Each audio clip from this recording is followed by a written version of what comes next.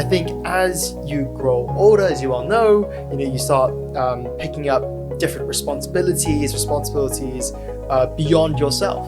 And those responsibilities may dissuade you from effectively risking it all to start your own venture. So in a way, I'm actually very glad that I didn't have that opportunity to get grounding in any sort of real business, so to speak, and have the chance to dive into Better Nature. Well, for one, you need a product that consumers love, right? Consumers want, and you need to be able to not only show how consumers are resonating with your product, but why it's important for the retailer to have your product on the shelf.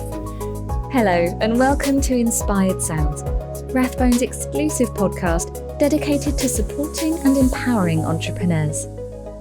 In each episode, we dive into the journey of inspirational entrepreneurs and founders who we invite to share the thrills and spills of their own journey. We hope you enjoy listening. Thank you for joining this episode of Inspired Sounds. My name's Colin Monton of Greenbank. Greenbank is Rathbones' dedicated, sustainable, ethical and impact investment business. And I'm really excited to be joined by alternative plant and tempeh trailblazer, Chris Kong, who is CEO and co-founder of Better Nature. So welcome, and great that you can make it. Thank you for your time. Thank you so much for having me. Really appreciate it. Fantastic. Well, let's get started. Some people would have heard of Better Nature, some people perhaps not. I know it's getting bigger and bigger, especially if you're walking around Tesco's and Sainsbury's. But tell us a bit about Better Nature, the business, sort of a 101 of Better Nature. Over to you, Chris. Yeah, absolutely. So at Better Nature, we're the UK's leading tempeh brand. And for those who don't know, tempeh is a all-natural plant-based protein that originated in Indonesia about 300 years ago. And it's simply made using fermented soybeans. So we use tempeh to make all sorts of delicious, nutritious, and gut-friendly plant-based center-of-plate products. We sell blocks, we sell flavored pieces, and these can really be used in all the same ways you use that you would consume meat. So you can mince it, you can slice it, you can roast it, you can fry it, you can do all sorts with it. At Better Nature, we're the UK's leading tempeh brand. Fantastic. And I've tried it and I really enjoy it. I'm not a vegetarian or a vegan. I'm more sort of one of those part-time vegetarians, I suppose, but I do really enjoy the brand. But of course, many people have heard of tofu. How does it differ to tofu? I know tofu's been going a couple of thousand years and perhaps tempeh at a lesser time, but what's the difference? Yeah, so tempeh, I'd say, is the cooler, sort of more more nutritious, more versatile sort of cousin of tofu. So tofu is simply made using, coagulated soy milk. So you get your soybeans, you sort of milk them, and you sort of coagulate it using, something called nigari, which curdles it effectively into tofu. But with tempeh, we ferment the whole soybean. And so you can really think of tempeh as this marriage between mushrooms and soybeans. So we use, mushroom spores to sort of ferment the whole soybean. And as a result, we get something that's much meatier in texture, much more firm, and far more nutritious. So it's got almost double the protein content, for example, because we use the full bean. It's got way more fiber. And because it's fermented, it's also packed full of all these amazing gut-friendly prebiotics. So it's also fantastic for your gut. Fantastic. And I know tofu. I don't eat it a lot, but tempeh has been a real learning curve and an education for me. When was that spark? When was that conceptual idea to come and bring this Better Nature, this tempeh to market? Tell us a bit about those origins. And I know you're a science guy. So I'd love to hear a bit more about that as well. Yeah, absolutely. So, Better Nature is a business co-founded by myself and 3 others. And I guess it all really started way back in 2018. When I say way back, 6 years ago. But back then, I was still in my final year of university. And I'd always been, one of our other co-founders, Ellen, she is an extremely passionate, plant-based eater, a vegan herself. And, she, I guess, not only managed to convince me, but she managed to convince half our college at university where we went. So we both studied at Oxford together. Convinced half our college to effectively, reduce our meat consumption and go plant-based. And when I was looking into, I guess, plant-based diets, I was struggling myself with trying to find a meat-free product or a plant-based product that was able to sustain my own active lifestyle. So at university, I rode and then I ended up boxing. And today I do a lot of running and cycling. So I wanted effectively, right, a protein source, kind of like chicken, but just not chicken, just plant-based, for environmental, ethical, and health reasons. But sort of like chicken that was versatile, that I could use in all sorts of different dishes. And going to the supermarket shelves at that time, and this was, again, back in 2018, and I can picture this, the local Tesco store in Oxford that I used to go to all the time. I could picture the shelf. And at that time, all I could find was either your, frankly, quite processed meat alternatives at one end and your all natural tofu and falafels at the other. And with the meat alternatives, yeah, sure, they taste great and they've got great protein content, but I myself wasn't so convinced about eating them every single day as part of a healthy, balanced, life, so diet.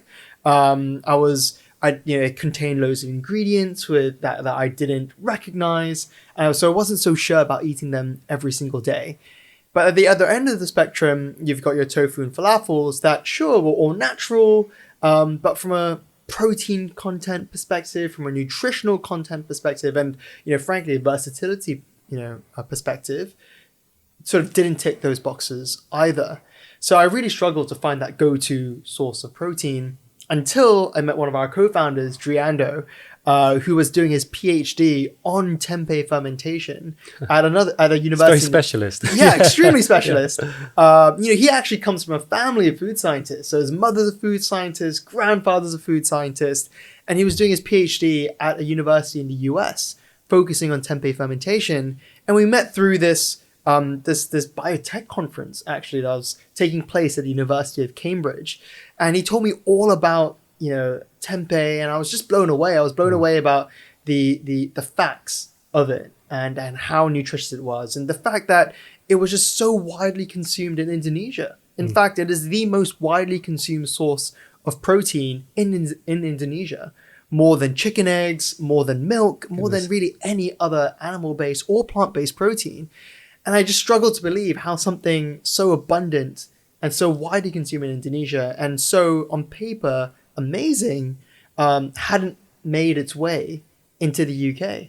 So sort of dug deeper into it and realized that, wow, this is something that I could bring to market, or myself and my co-founders and our team could bring to market, that was able to deliver, well, for one, a need that I had for all natural, delicious, nutritious, and gut-friendly protein, but also have that environmental and impact and the ethical impact that we wanted, as well as the health impact as well on consumers in the UK that we all wanted. So yeah, that's really where we Ando and I met in the sort of spring of 2018.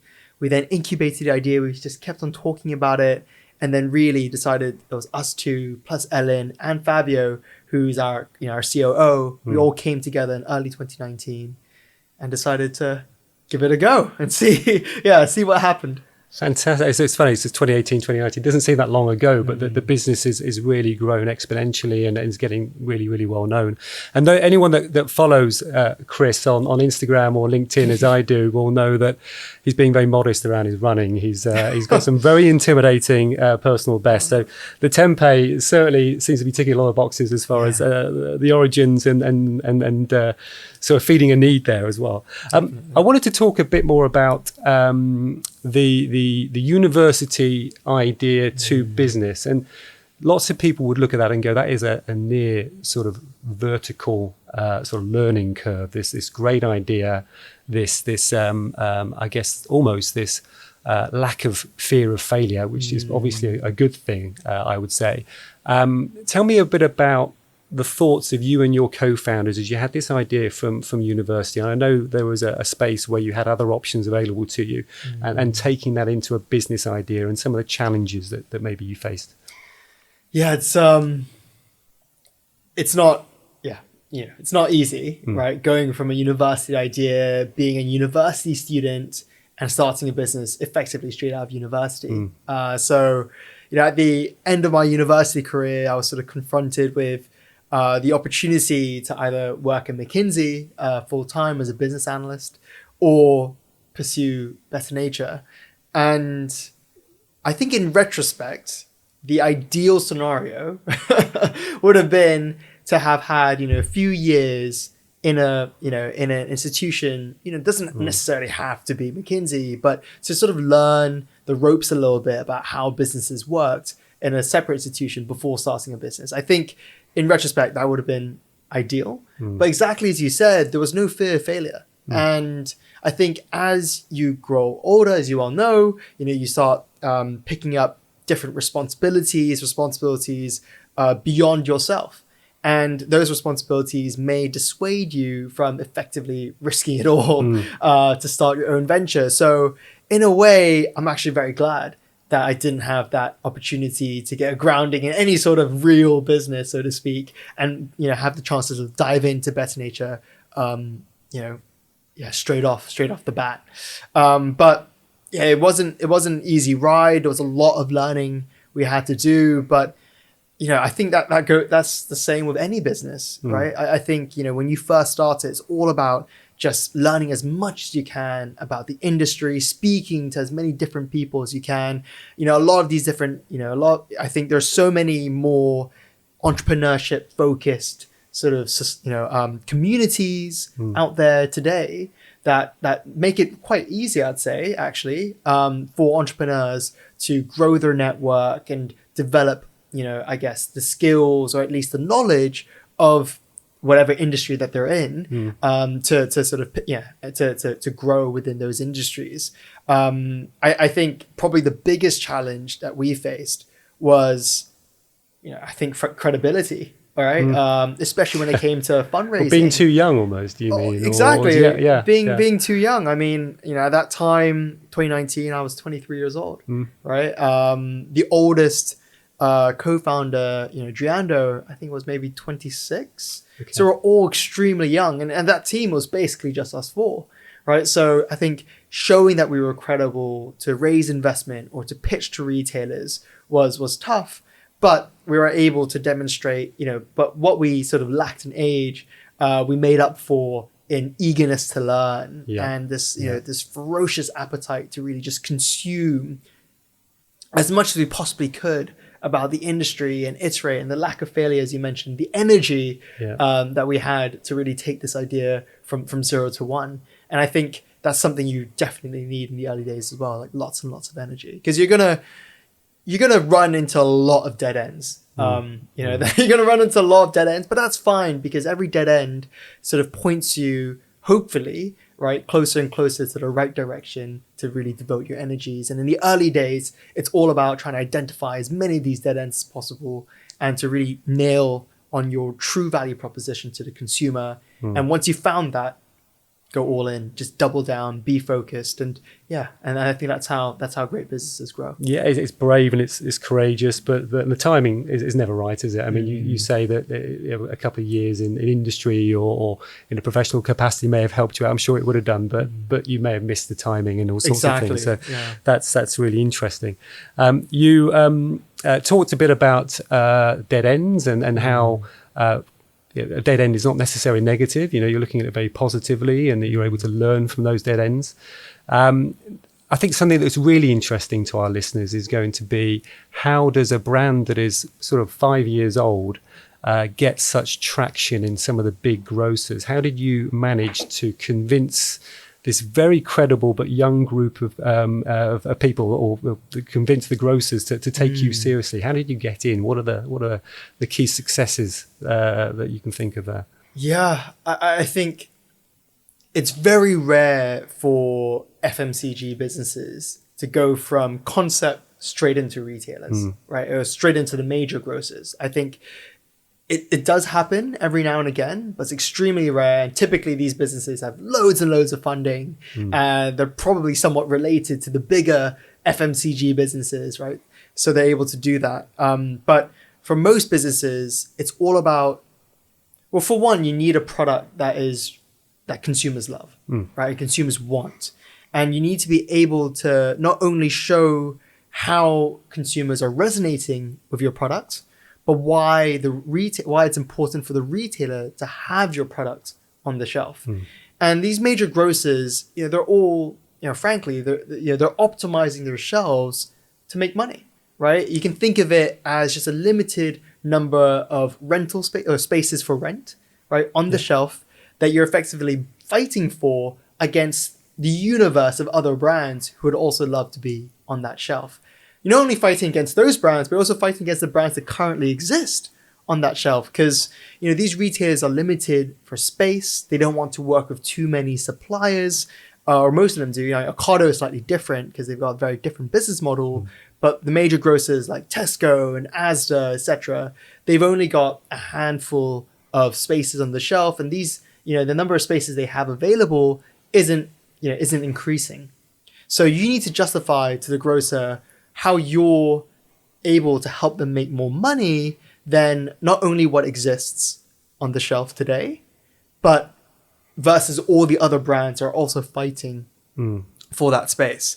So for us in the early days, yes, we were reaching out to the major grocers in the hope that they'd give us a chance, but it was a lot, we did that really just to seed, our brand name and our value proposition and our products in their mind, so that they can keep, and we updated them on a monthly or quarterly basis, just so that they can see how we were progressing. Sort of amplifying and sharing the success of what your brand is doing and why you need that rental space on their shelves and justifying it that way. Which Exactly. And, I think a lot of it was also just being mindful of the trends, right, on the market. I think, for example, in the meat-free space, there were a lot of plant-based meat alternatives on the shelf.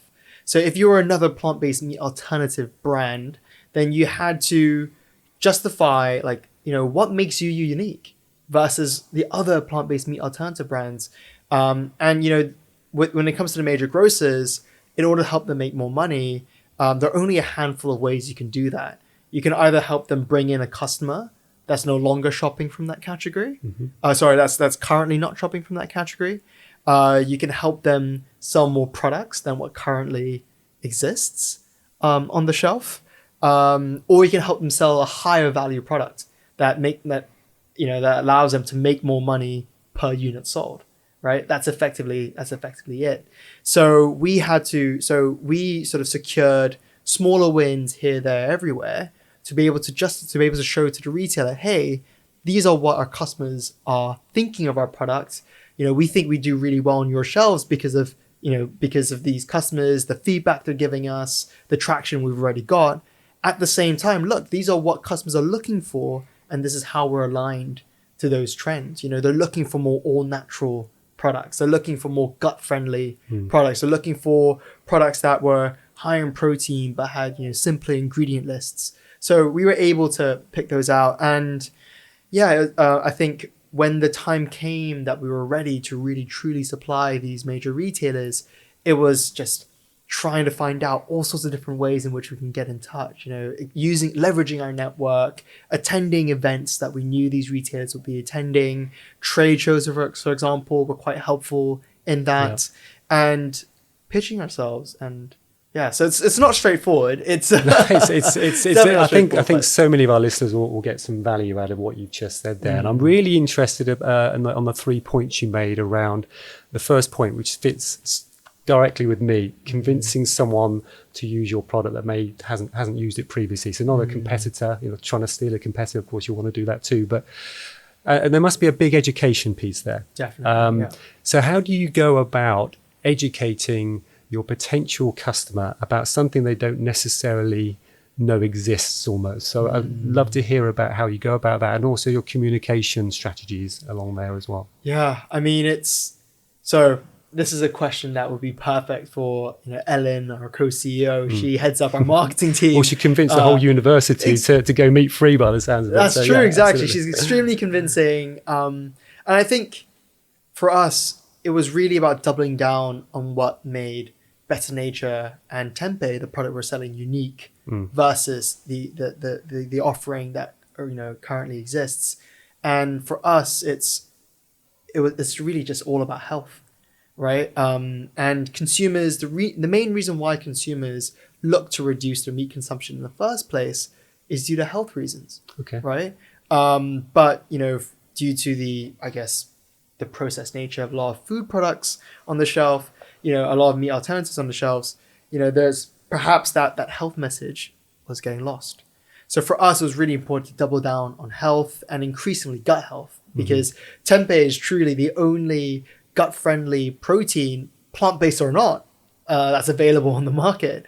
There's no other sort of protein source that could really fit that center of plate usage occasion, whether it be lunch or breakfast or dinner, that can also confer gut health benefits. And when it came to, communicating that and educating consumers about that, I think our packaging plays a big role in that. But we also, in the early days, we leveraged a lot of social media. We worked with a lot of different influencers, especially, health and, in the early days, a lot of vegan influencers. But these days, a lot more health focused, a lot more fitness focused, a lot more gut health focused influencers to really help us, tap into their audiences and to get the message out there. And pushing sort of recipe ideas exactly, and things like that. Okay. Loads of recipe inspiration, quick, simple ways in which you could prepare a delicious meal made using Better Nature. So we also did a lot of work on our website and, put loads and loads of recipes on that. So I think now we've got about 70 odd recipes on our website. I think there's some really smart ways that some really smart channels that we leveraged in the early days to also help educate. So we, one of our biggest customers when we first started out, well, back in sort of 2021, was Mindful Chef. By introducing our tempeh block into Mindful Chef's recipe boxes, we were tapping into an audience that was already health conscious, right? Because, why would you consume Mindful Chef versus, for example, HelloFresh or the others, if you didn't have an eye or a greater interest in quality or greater interest in health? So we were tapping into a warm audience, and they were presented with our products in our packaging, our branding, and instructions exactly how to prepare a fantastic meal out of that. So that was also a really cool way for us to sort of grow the awareness of tempeh beyond working with influencers. So I think really leveraging the sales channels, and increasingly today, now that we're available in major grocers, it's working with the major retailers about leveraging their marketing, their marketing options, right, to really tap into whether it be digital advertising on, for example, Tesco.com, right, or sort of more targeted advertising on Ocado.com, on Ocado with coupons or samples, etc. Really targeting audiences that we know will have an interest in tempeh or have an interest in gut health, have an interest in healthier proteins. So yeah, it's and I think something that we've also done a lot of work on that has been quite good for us is PR. Right. And really to really get into PR, you need to position yourself as a thought leader in the space. So, and you also need a real point of difference. And the good news is that, with the tide sort of, with the ongoing discussions around ultra processed foods, right? We were able to be a voice, be a thought leader on that when it came to plant-based meat-free products. Gotcha. Right? And also there's a huge amount of interest around gut health. So we've been able to tap into that as well. So I think it's about identifying what makes you different and identifying and hopefully lining that up with articles or pieces that would be of interest for these major publications to write about. So we targeted women's health, women's fitness, again aligned with our target consumers and their interests, and really pushed that message that we are the thought leader for gut-friendly, all-natural, plant-based protein. If you're ever interested in a quote about this, if you're ever interested in a product that you can feature on sort of any sort of article that you're writing about these topics, do let us know. Yeah, because you're the experts at it, and it makes sense. Exactly. I think you mentioned that the primary reason for meat free is health. Something that we're obviously really passionate about at Greenbank is sustainability, because that's our core ethos: sustainable and ethical investing. I'd really love to hear your views on the sustainability story around better nature and why that's important to you too.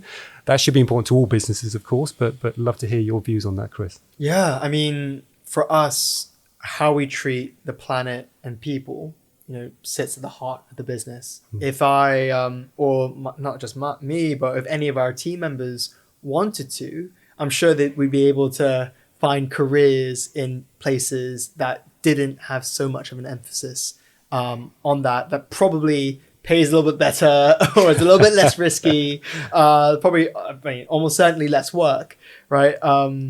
But the reason why we started Better Nature is really because we are this mission-driven business. We wanted to champion a better way of doing business, and we thought that there was certainly with tempeh, a way to not only deliver a product that or create a business that was going to be a huge commercial success, but also do it in the way that could deliver huge impact to both, health, human health, planetary health, and also have some social impact as well.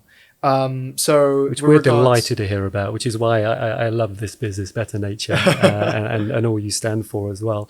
Now, I could talk to you for probably another couple of hours, but we're running low on time. But don't worry, there'll be plenty more opportunity to talk more and so forth. But I think something I'd really love to talk to you about is the exciting area of international expansion. So you're getting, I encourage anyone to walk down a chilled food aisle in a major grocery, and you'll probably see Better Nature.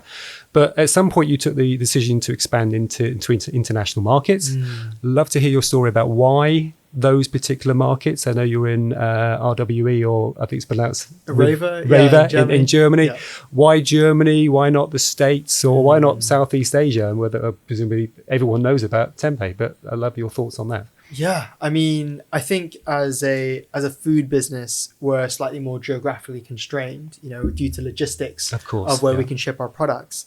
But that said, the reason why we have targeted Germany is because it is one of the, I think it's the market's either bigger or just slightly smaller. I think the UK and Germany sort of jostle for who comes first and second when it comes to the plant-based market in general. So it's really targeting where the market is for our types of products. And with Germany, it's a really exciting market. Obviously, I think what's really interesting about the German market is that consumers there are much more environmentally focused, perhaps than the UK market. Whereas in the UK market, I think consumers, when it comes to plant-based, meat-free products, are more health focused. But in any case, what we identified in Germany, as with the UK when we first started, was that there wasn't a mainstream tempeh brand.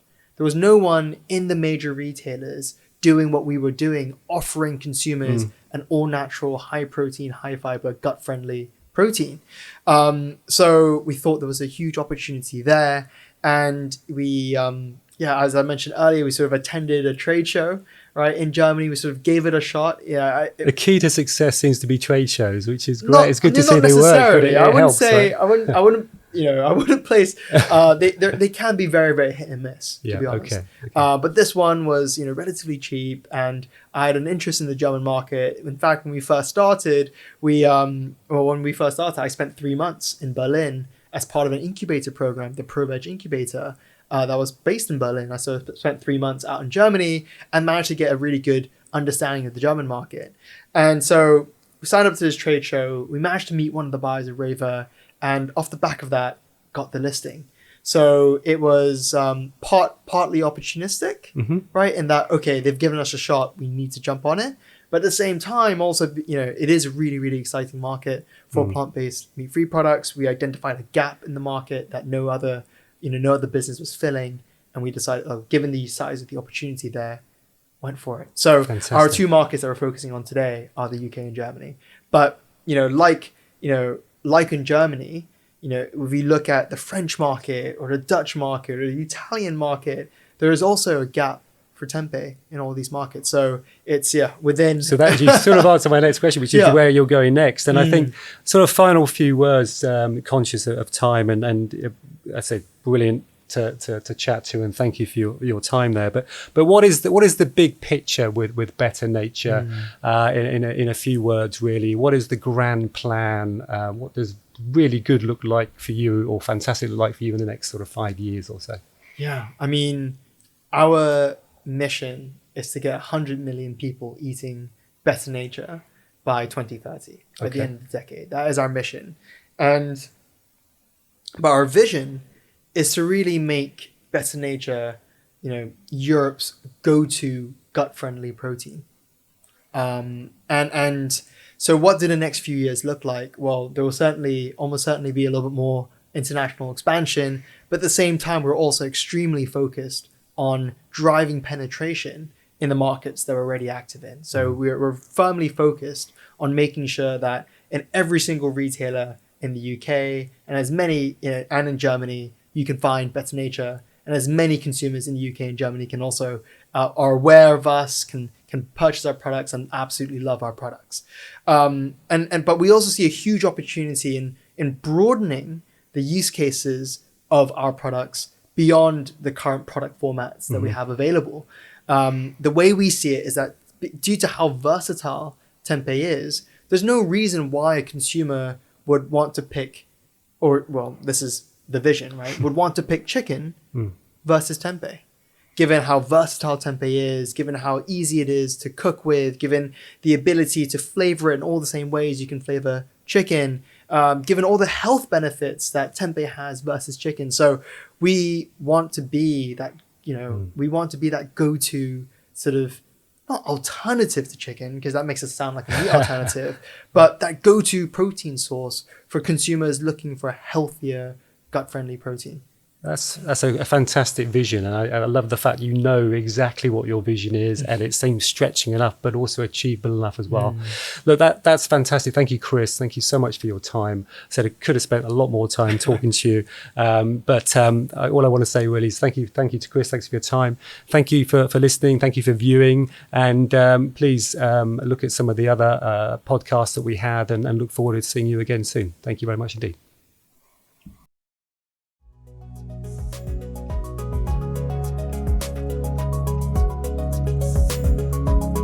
Thank you for joining us today. We hope you've enjoyed listening and watching. To tune in and meet our next exciting guest in the Inspired Sound series, press the follow and subscribe button. Goodbye.